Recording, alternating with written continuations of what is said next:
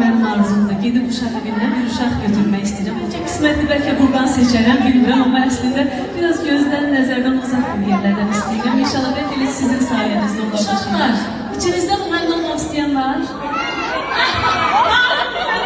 Sən nə olacaqsan? Ən çox müğənni olmaq istəyən var?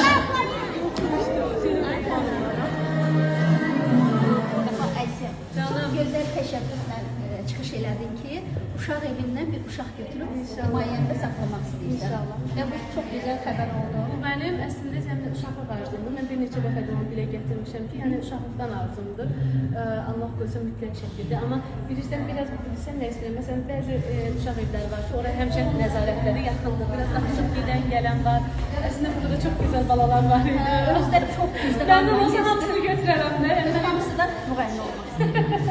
İnşallah arzumda Allah hər kəsə arzusunu çatdırsın. Mən ən böyük arzularımdan biri də hətta o qız uşağını istəyirəm. İnşallah. 2 övladım var, 3-cü də olacaq və o gözəl anı bizi işıqlandıracaq. İnşallah. Teşekkür ederim. Çok sağ olun. Çok sağ olun.